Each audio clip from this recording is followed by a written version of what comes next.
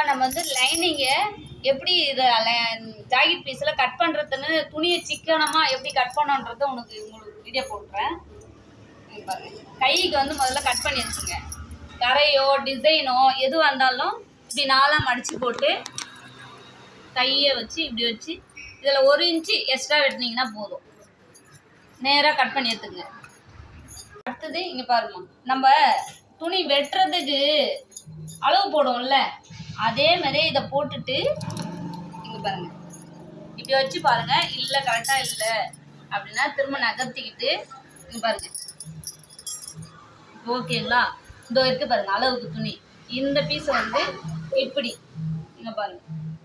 நமக்கு வந்து என்னென்ன பட்டிக்கு கிடைச்சிரும். அந்த பக்கம் கைக்கு ஜாயின் பண்ணணும், பத்தலை கைக்கு அப்படின்னா அதில் ஜாயின் பண்ணிக்கலாம். இல்லை பட்டிக்கும் எடுத்துக்கலாம். இங்கே பாருங்க இதுலேயும் பட்டி கிடைக்கும். நம்ம இந்த ஷேப்புக்கு வெட்டி எடுத்துக்கலாம்.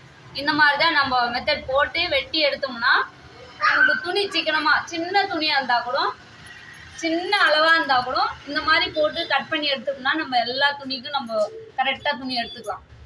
ஓகேங்களா? இப்போ நம்ம கட் பண்ணி எடுத்துடலாம்.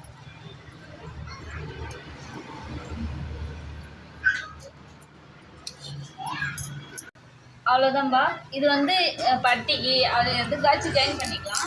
நீங்கள் பாரு, இதை வந்து நம்ம ஷேப்பாக வெட்டியும் எடுத்துக்கலாம். இல்லை இதை தைச்சிட்டு சுகுராக வெட்டி எடுத்தோம்னா நமக்கு இன்னும் துணி நிறைய கிடைக்கும். ஓகேங்களா? இப்போ வெட்டினோம்னா இதில் கொஞ்சம் கேப் விடும் இல்லையா, கொஞ்சம் துணி குறையும்.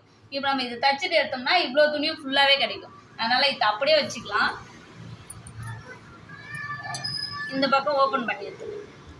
இது 3 பீஸ் இல்லையா?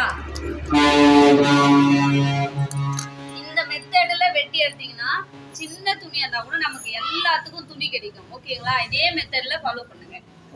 Okay bye. நெக்ஸ்ட் வீடியோவில்